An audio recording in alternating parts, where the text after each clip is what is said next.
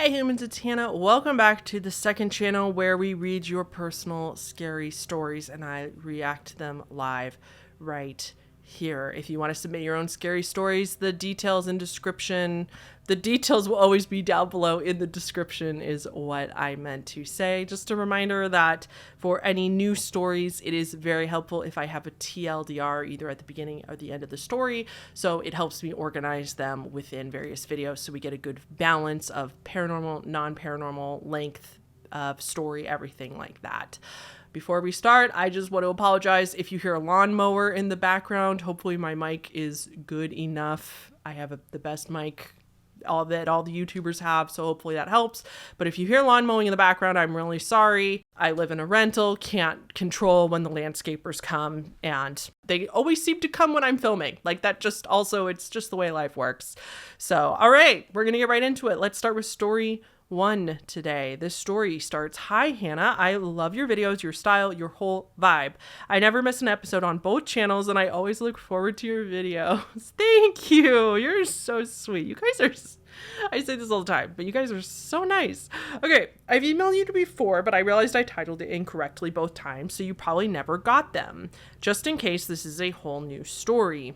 I probably did get it and probably just haven't read it yet. Like I said before, I have almost 700, I think, emails in that particular folder, and I'm trying to get to all of them eventually.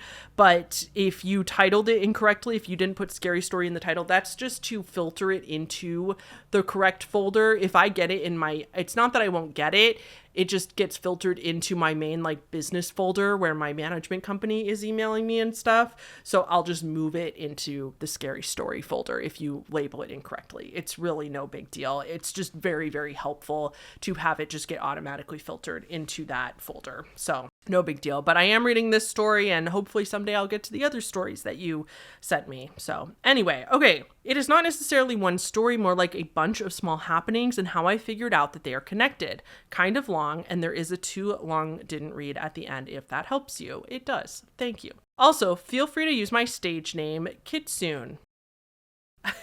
I hope I'm saying that right. Kitsune. I even looked it up on Google Pronounce, and I think I'm saying it right. So I'm sorry if I'm not. Kitsune. All right, where to begin? I moved into a home about 16 or 17 years ago with my family. We built the house, so it is not old or anything, which is why it confused me for the longest time as to why we had so many weird happenings. It started when I started hearing a train horn and occasionally a train running through on its tracks. We lived nowhere near a train or anything that could remotely sound like that.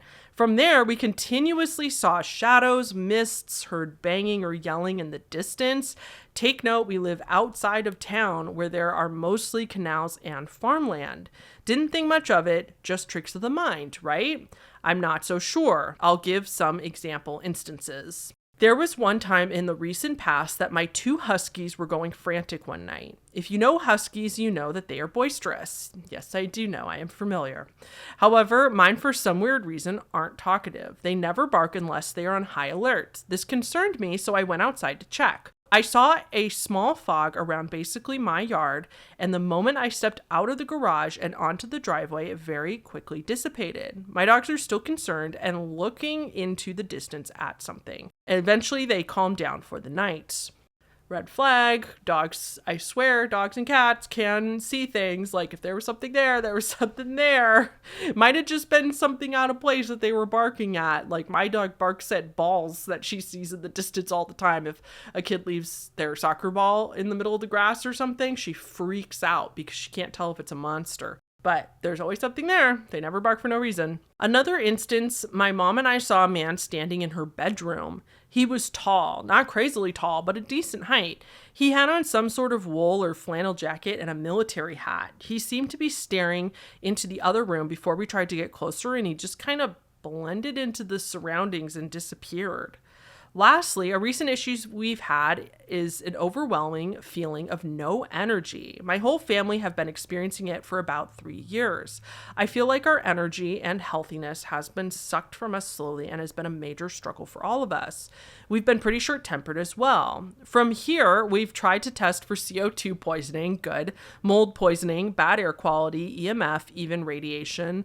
Nothing. Okay, thank you, because that was going to be my next suggestion is like make sure there's not a CO2 leak in your house anywhere. Like you could buy a CO2 test. This is not for you, obviously, you know, because you tested for it. But for anybody out there, like if you start to think your home is haunted, you might have low-key CO2 poisoning. There are really cheap tests you can buy to like test the amount of CO2 in your house. And if it's not a huge dose, it's not going to kill you like a giant dose of CO2 will. But if you have a tiny leak, it can start making people hallucinate. You could start hallucinating and having delusions and hearing things. Like just a fun fact, that has happened before where people have actually thought their house was haunted and they were CO2 poisoned. So this person obviously knows that, and I appreciate that they tested for all that stuff because that would have been the first thing I tested for too. But it's a really good reminder for everybody else if you've never heard of that. Okay, we tried burning sage, and from here we started to have this little light creature, basically an orb that will zoom past our line of vision or be in the corner of our eyes. When we see it, we tend to almost instantly feel less dizzy or sick. It also gives a sense of safety. I don't know if this is a hallucination or a little helpful wisp or what. We have named her Wispy because whatever it is seems to be harmless. She helps when we can, but we are still struggling with this energy situation. Now we get to the interesting part. That wasn't even the interesting part. I did research on the land my house was built on, maybe to get an idea of what it could be. I learned that there used to be a railroad that went through this area, and also that a ranch was here as well, owned by a man who eventually ended up fighting for the Confederate Army in the Civil War. I'm from Texas, if that explains the Confederacy. His wife and daughter both died of an illness. They never saw a doctor, so what it was unclear. He himself died in the war, his death a little too gruesome to explain here. His land had no one to claim it, and so it was split up. Over time, it eventually became what it is today. So this seems to explain a lot of what is going on with the train tracks and the unknown sickness. We're currently working to try to cleanse the house and the property, but for now, we are powering through. We still have Wispy, and we enjoy her company, whether it's true or just our imaginations. Too long didn't read. Strange unexplained things seem to be linked to the area's history, maybe paranormal or my family and I going insane. Hope you enjoyed and it makes sense. Thanks for reading, Kitsune. Thank you, Kitsune. You also added the perfect TLDR that I started asking for. Like I said at the beginning, like if you guys can add TLDRs to any new stories that are sent to me, it's helpful in terms of structuring the videos, and that is perfect. Like it just needs to be 1 or 2 sentences, nothing detailed, just like the gist of the whole thing. So, oh my gosh. That is really wild that you're hearing like the train stuff and that there's no trains nearby. I kind of love this story though, because Wispy is like really wholesome, whether it's your imaginations or not. I love that Wispy helps you guys. I'm not inviting myself over to your house. Obviously I would never, but this is the kind of place that I would love to just stay, just to see it myself. Like it's just kind of these kind of stuff where the energy, I love that. I love it when the whole energy of a place is just different. It just hits different, you know? So that was a really good story, Kitsune. Thank you so much. Okay, let's move on to story number 2. This one says, so hi, I'd like you to refer to me by my pen named Ren, if you could. Sure thing. My biggest fear is that someone will knock on my back window and break in through it. One of the windows in my room faces out towards our back deck, and it could easily be accessed through the outside, made worse by the fact that the lock only works a good 50% of the time. Not a good start here, Ren. All of the Ring doorbell videos of people trying to break in are gut-wrenching to me, and they hit me right in the gut every time. To set the scene, my sleep schedule is whack. It was about 3 a.m. and I was up watching YouTube. I had just gotten done rewatching some of your videos and other spooky compilations and whatnot, as I am a big horror buff, much to my anxiety's dismay. I feel you. If you didn't just describe me, seriously though, the anxiety mixed with like the loving, the scary stuff. It's a real struggle. For bonus points too, I was just playing a horror game online with a bunch of strangers. I was sitting at my desk back facing the 2 windows in my room. It's how I feel safest, as I like being able to look right at my door from my desk.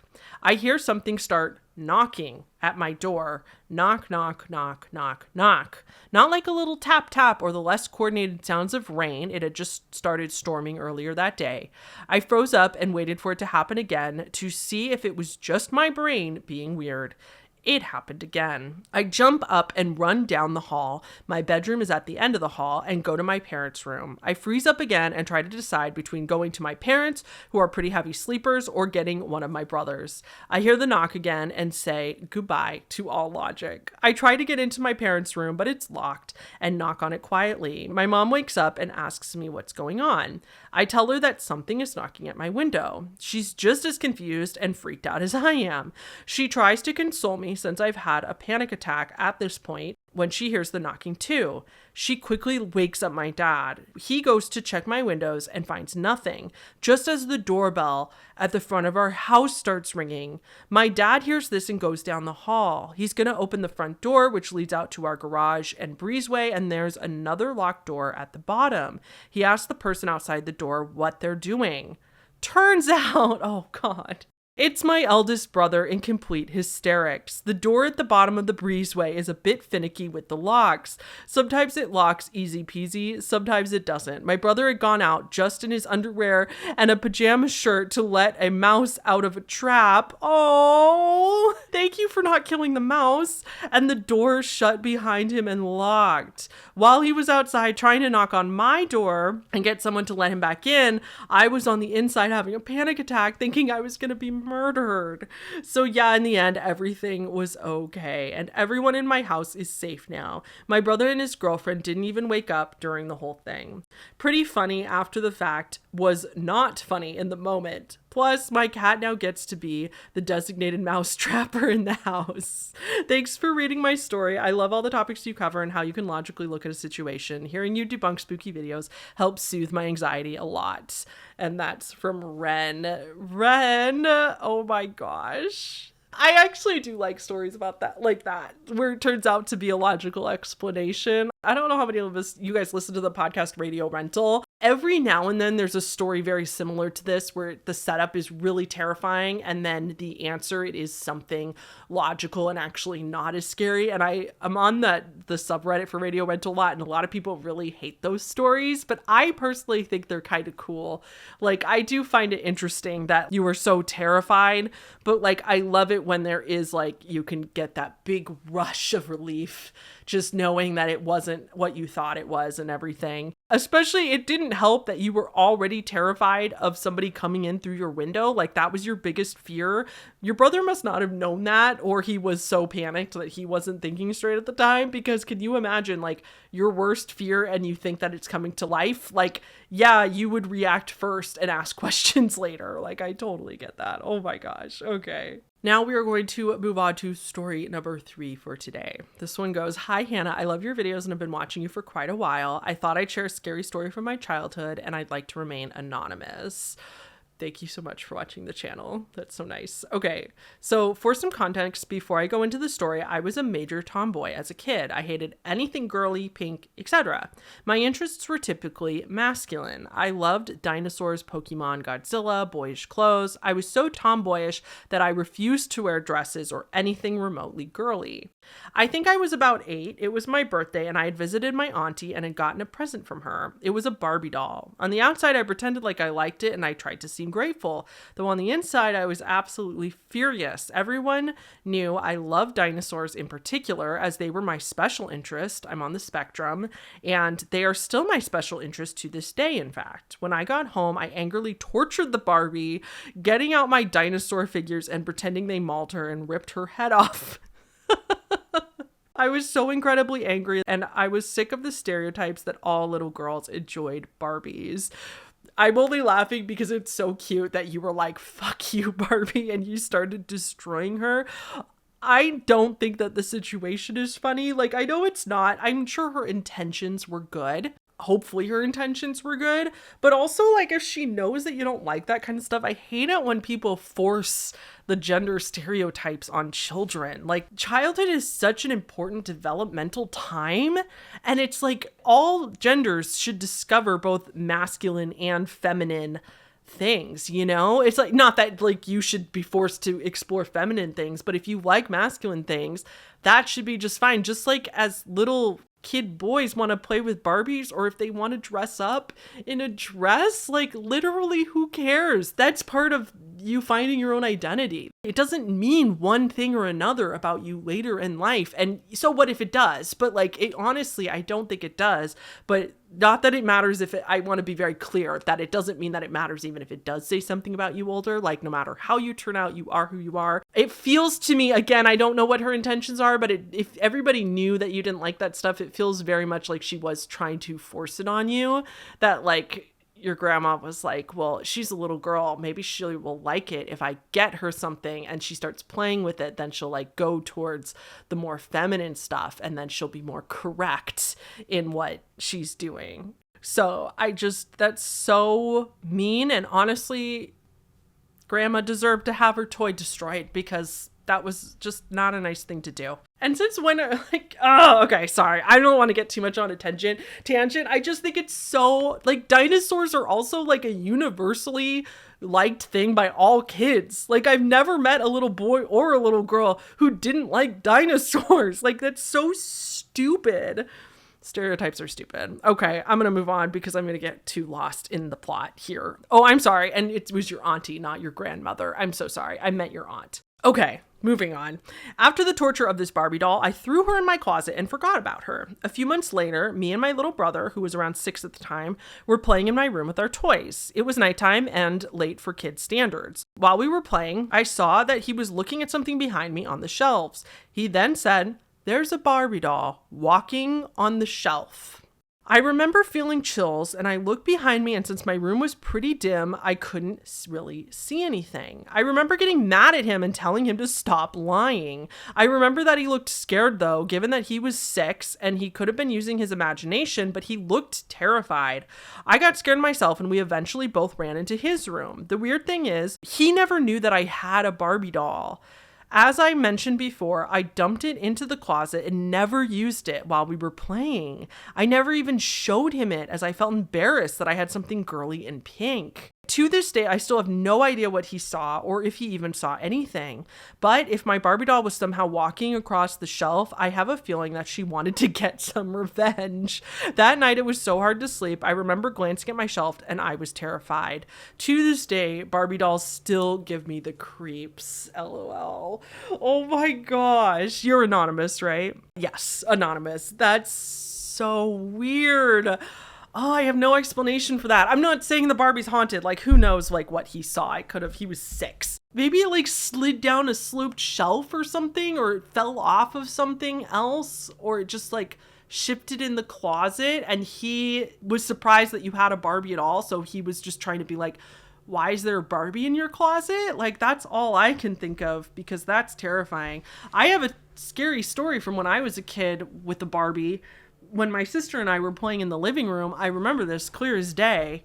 I looked down, and one of the Ken dolls, he had like his arms up, and it just suddenly went, and nobody was around it. Nobody touched it. I vividly remember it moving. The reason that it doesn't scare me to this day is because I'm fairly confident that it was just something weird and mechanical in the doll. I'm probably remembering it more dramatically than it was. Like, maybe he just went like, meh, you know, and I'm just like remembering it as a full like arm movement and stuff. And I feel like the mechanics inside the doll could have like had something to do with that. But yeah, I like Barbies. I like Barbie. I like the movie and everything, but I will give you that. Barbies can be creepy. So yeah, terrifying story. But yeah, I really hope that your aunt was nicer to you after that. Like, what I really took away from this story is that your aunt is so mean for making you feel like that and trying to push something on you that you didn't like. Like, ew. Okay, the next story for today starts, "Hi Hannah, I am a human named Echo, she, they, I don't need to be anonymous, and I have been eagerly binge watching your content for the whole month since I found your channels." Thank you so much. "I love your content, and I'm hoping maybe you can get some more of it from my stomach churning experiences. I have quite a number of tales I could beguile you with, but I'll try to keep it to one. Though with my ADHD, I tend to go on tangents, so no promises. This isn't particularly scary, but it is, as best I can explain, dangling on the end of a pendulum that swings between fascinating and haunting.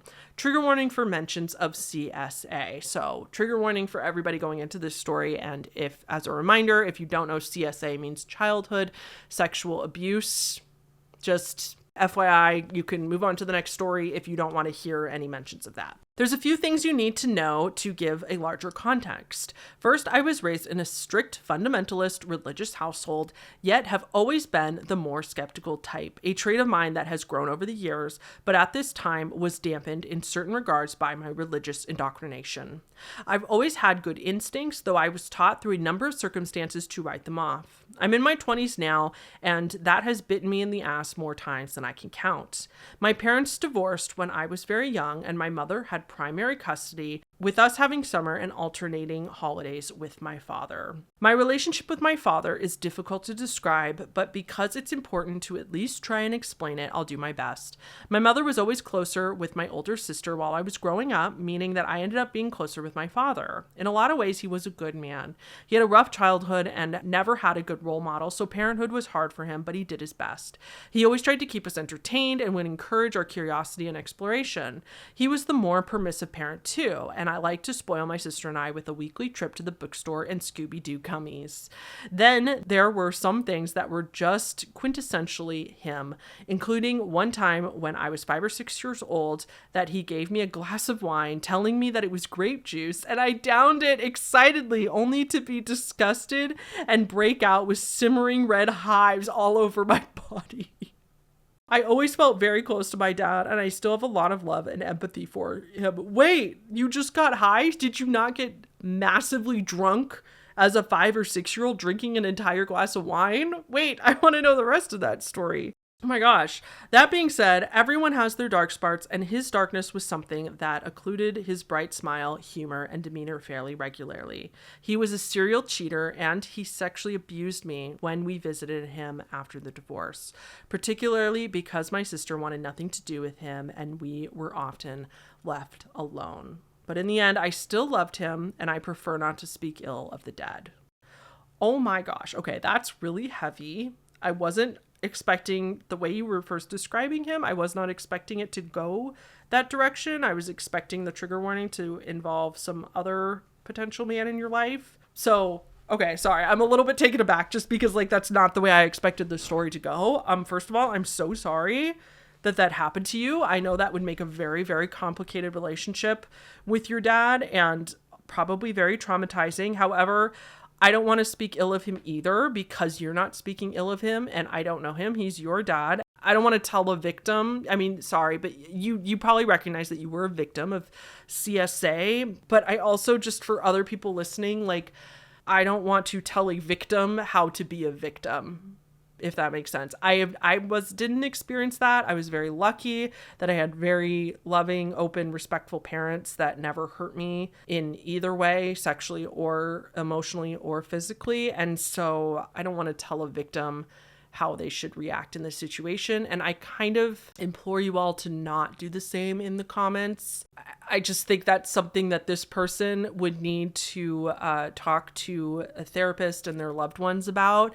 And that's just really none of our business how they react or how they cope with what happened to them. So I am going to go ahead and not say anything one way or the other about him because of that. Because like you said, in the end, you still loved him and you prefer not to speak ill of him.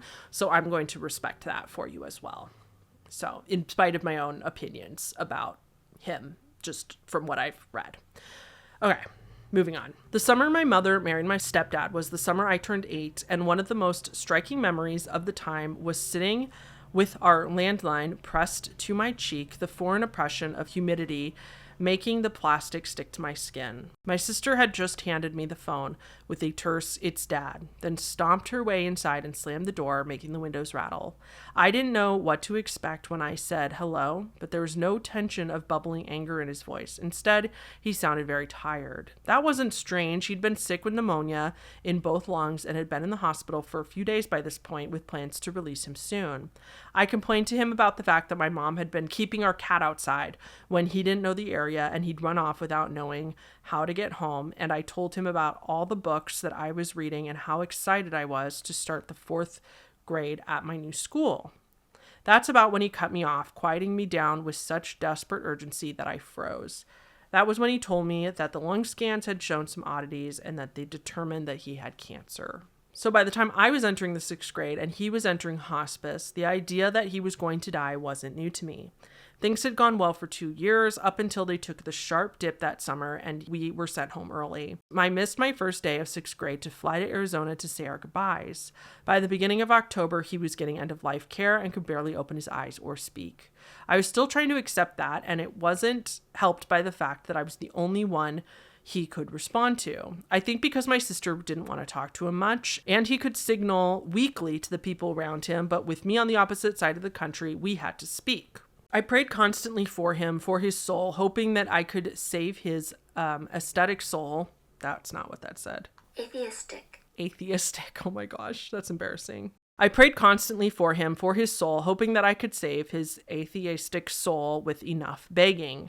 So when he started to do better a little later in the week, I thought I'd done it. I'd prayed enough. I'd gotten God to perform a miracle on one of the people in my life who, by most standards, deserved it least.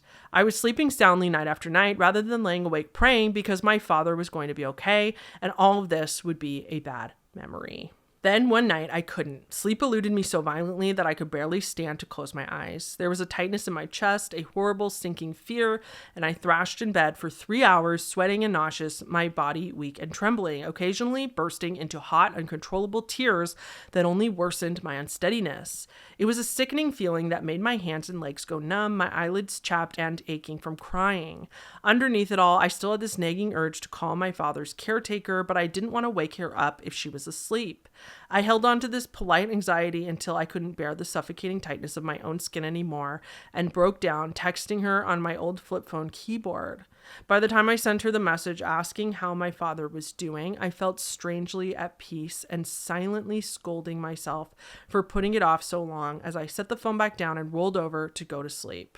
I thought it'd only been a few seconds when I jolted awake by the sudden blaring ring of my phone. When I picked it up, I saw 2 things. 1, the last 10 minutes had seemingly disappeared into a fog of sleep, and 2, my dad's caretaker was calling. I'd like to say that my heart dropped, but it didn't. The lingering peace, the likely detachment from before was still clinging to me as I answered the phone.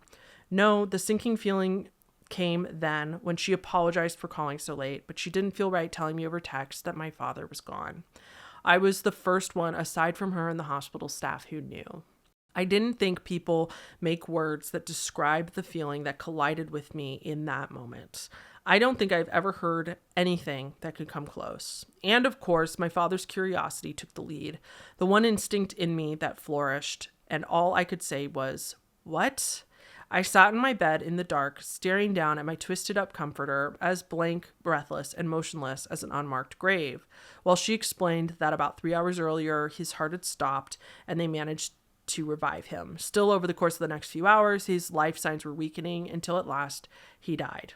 After she gathered herself for about 10 minutes, she saw my message and called me. I don't remember how that phone call ended. Over the next 13 years, my opinion on the incident hardened, and I stopped describing it as a spiritual connection and started to refer to it as a coincidence. Still, until about a month ago, I couldn't fully recognize what feeling I had experienced that night.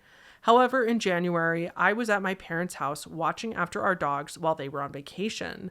I was sitting in my room eating my usual tropical smoothie cafe order, drinking my favorite cheap liquor, and playing video games with my girlfriend on voice chat. After a match, I glanced down at my hands and realized that they were covered in red splotches that were starting to burn. I could feel them starting to form in my face and shoulders too, now that I was paying attention. I know exactly where this is going. But I remembered my reaction to the wine that my dad gave me when I was a kid and how it was just gone away on its own, so I didn't worry too much about it. That was, of course, until my throat started closing up. Oh no. Oh no, you must be allergic to alcohol. I texted my neighbor and called 911, and within minutes I was lying on the floor of my parents' closet, lips blue, with my neighbors jamming my mother's EpiPen in my thigh. I only survived because of him. The paramedics would have been too late. Somewhere in the back of my mind, as I was being driven, half lucid, to the hospital, I finally recognized the feeling from when I was a little girl. It was the feeling of suffocating to death. I still haven't been diagnosed with any allergies. What? That's would have been the most easiest part of this story, is to diagnose you with allergies. Dear God. And I've had both my usual order and my shitty alcohol since without any problems. What? You should go get allergy tests. I still believe that what I experienced while my dad was dying was a coincidence, my anxiety manifesting into a panic attack most likely, and just happened to line up almost perfectly with the very thing I was afraid of. It gave me an odd sort of comfort at the time that I think I needed, but my experience last month reminded me of it again, and if I believed in the paranormal more strongly than I believe in the pattern-seeking nature of the human mind, and could learn to believe my own instincts, I think I'd make a pretty convincing psychic. P.S. Sorry this turned out so long. I do truly love your content, and I hope that even if you don't read this for a video, you can get some personal intrigue from it. Oh my gosh. Echo, thank you so much. That truly was so well written and so pretty. You should, maybe you already write, but you should write a magazine or write a book or something. You're a really good writer.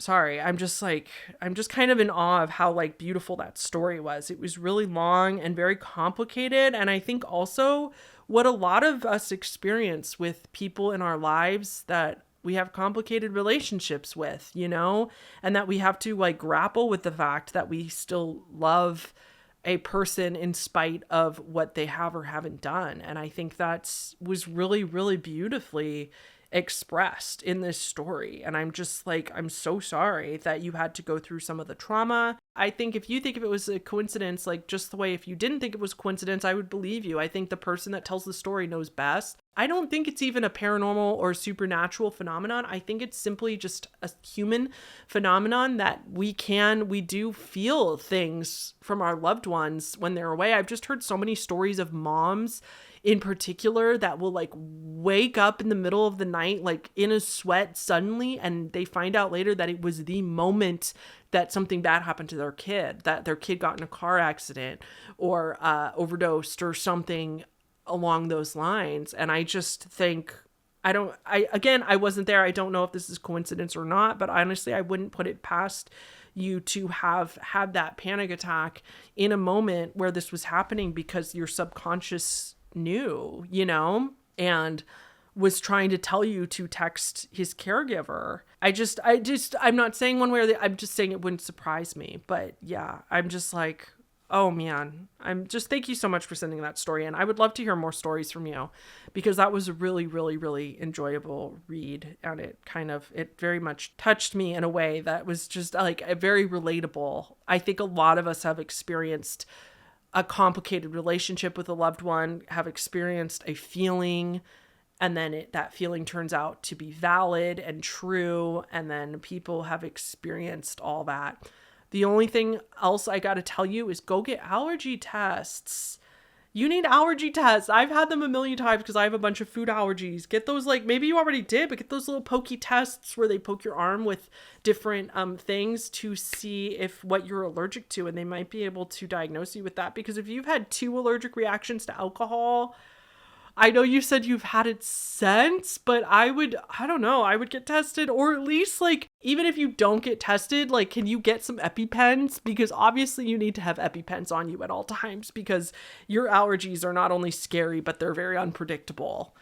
And you almost died that one time. So can you just at least have some EpiPens in your bag at all times? So, okay. Whew. Need to recover from that, but thank you again, Echo. Okay, we're going to move on to story 5, and this is going to be our last story for today. And this story is from Rowan. So this goes, "Hi, Hannah. My name is Rowan. You can use my name if you read this. And I first want to say, if you're reading this, I love your channel and I love the way you find rational explanations for almost everything. So I'm hoping you can help me with this one because it's actually driving me insane."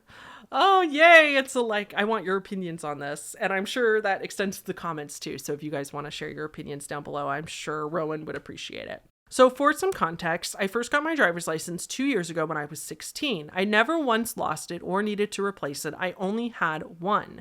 Keep this in mind. This past January, when it expired, I went online and renewed it. And when my new one came in, I cut the corner off and gave it to my mom so she could keep it in her office in case we ever need it again for whatever reason. Oh, okay. So you cut the corner off your old expired one and kept it for safekeeping. Just in case. Okay, got it. I remember also you labeling this in the title as a glitch in the Matrix too, if that helps anybody for context.